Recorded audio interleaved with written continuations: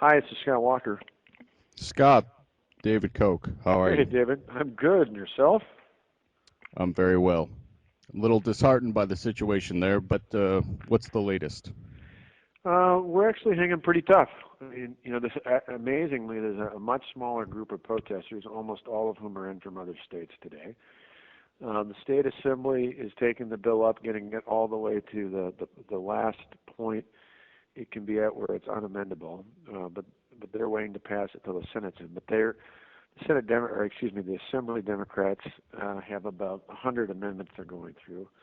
The state Senate still has the 14 members missing, but what they're doing today is bringing up all sorts of other non-fiscal items, many of which are things that members on the Democratic side care about.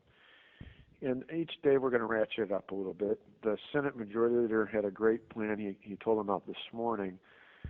He told the Senate Democrats about, and he's going to announce it later today, and that is the Senate Organization Committee is going to meet and pass a rule that says if you don't show up for 2 consecutive days on a session day in the state Senate, the Senate Chief Clerk, it's a little procedural thing here, but can actually have your payroll stopped from being automatically deducted into your Beautiful. checking account, and instead you still get a check, but the check has to be personally picked up, and he's instructing them, which we just loved, to lock them in their desk on the floor of the state Senate. Now, you're not talking to any of these Democrat bastards, are you?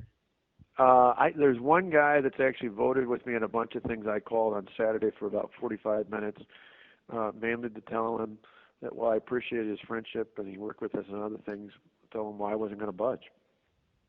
Mainly because I thought Goddamn right. he's about the only reasonable one over there, and I figured if I talked to him, he'd go back to the rest of the gang and say, I've known Walker for 20 years.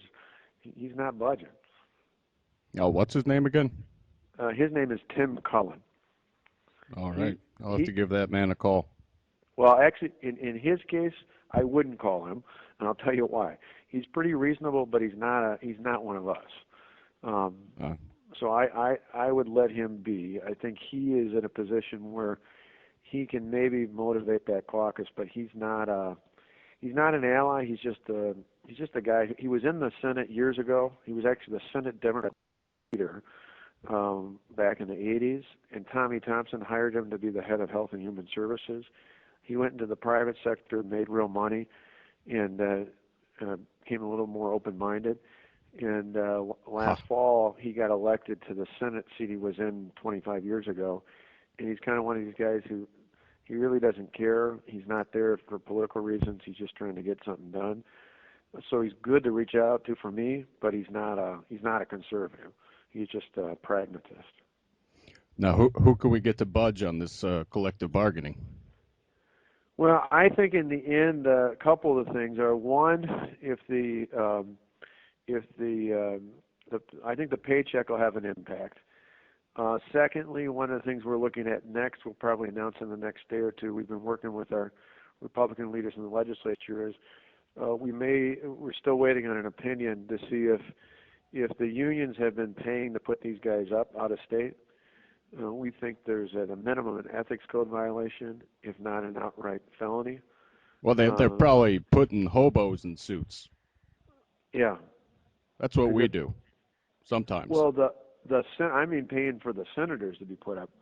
I know Ah, they're paying for these guys to be in. No, you can. I mean, people can pay protesters to come in. I mean, that's not an ethics code. But I mean, literally, if the unions are paying the 14 senators, if they're paying for their food, their lodging, anything like that, we believe at a minimum it's an ethics code violation, and it may very well be a felony misconduct in office because, see, technically, it's not just a political contribution. It is if they're being paid to keep them from doing their job, we think that's I mean, there's legally an obstruction, not of justice, but an obstruction of their ability to do their job. And we still got the Attorney General's office is looking into it for us. So we're trying about 4 or 5 different angles.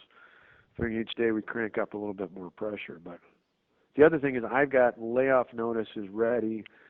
We put out the at-risk notices. We'll announce Thursday They'll go out early next week, and we'll probably get 5,000 to 6,000 state workers will get at-risk notices for layoffs. We might ratchet that up a little bit too. Beautiful, beautiful. Got to crush that union. Well, it's one of those where in the end, and I've had not only Cullen, I talked to myself, I had 3 or 4 of my other uh, business leader friends who know him over the years, and just kind of pass the message on to these guys. If they think I'm caving, they've been asleep for the last 8 years, because I've taken on every major battle in Milwaukee County, and won even in a county where I'm overwhelmingly overpowered politically, and it's because we don't budge. If you're doing the right thing, you stay firm. And in this case, we say we'll wait it out. If they want to start sacrificing thousands of public workers who'll be laid off, sooner or later there's going to be pressure on these senators to come back. But we're not compromising. We're not going to. The other thing we may do, because the senator I mentioned thinks that these guys, you got a few of the radical ones who, unfortunately, one of them is a minority leader, but most of the rest of them are just looking for a way to get out of this. They're scared out of their mind. They don't know what it means. There's a bunch of recalls up against them. They'd really like to just get up back here and get it over with. And so the paycheck thing, some of the other things threatens them. I think collectively there's enough going on, as long as they don't think I'm going to cave, which again we have no interest in.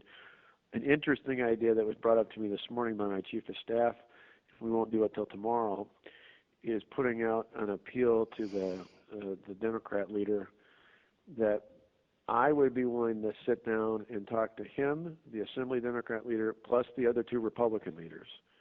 Talk, not negotiate, and listen to what they have to say. If they will in turn, but I'll only do it if all 14 of them come back and sit down in the state assembly. They can recess it to come back over and talk to me, but they'll have to go back there. The reason for that is we're verifying it this afternoon, but legally we believe once they've gone into session, they don't physically have to be there. If they're actually in session for that day and they take a recess, the 19 Senate Republicans could then go into action and they'd have a quorum because they started out that way. So we're double checking that, but that would be the only, if you heard that I was going to talk to them, that would be the only reason why, is we would only do it if they came back to the Capitol with all 14 of them. Then my sense is, hell, I'll talk. If they want to yell at me for an hour, I'm used to that. I can deal with that, but I'm not negotiating. Bring a baseball bat. That's what I do. I have one in my office. You'll be happy with that. I got a slugger with my name on it. Beautiful. But in the end, this is, and I've even pointed out last night, because I'm trying to keep out as many of the private unions as possible. So this is about the budget. This is about public sector unions. Hell, even FDR got it. There's no place for the kind of, you essentially are having taxpayers' money be used to lobby for spending more of taxpayers' money. It's absolutely ridiculous. Beautiful. So this is ground zero. There's no doubt about it. But I think for us, I just keep telling I tell the Speaker and the Senate Majority Leader every night, give me a list of people I need to call at home, shore them up. The New York Times, of all things, I don't normally tell people to read the New York Times, but the front page of the New York Times has got a great story. One of these unbelievable moments of true journalism, what is supposed to be objective journalism. They got out of the Capitol and went down one county south from the Capitol to Janesville, the Rock County. That's where the General Motors plant once was. Right. They moved out 2 years ago. The lead on this story is about a guy who was laid off 2 years ago. He's been laid off twice by GM, who points out that everybody else in his town has had to sacrifice except for all these public employees. It's about damn time they do, and he supports me. And they had a bartender. They had, every stereotypical blue-collar worker type they interviewed, and the only ones that weren't with us were people who were either a public employee or married to a public employee. It's an unbelievable story. So I went through and called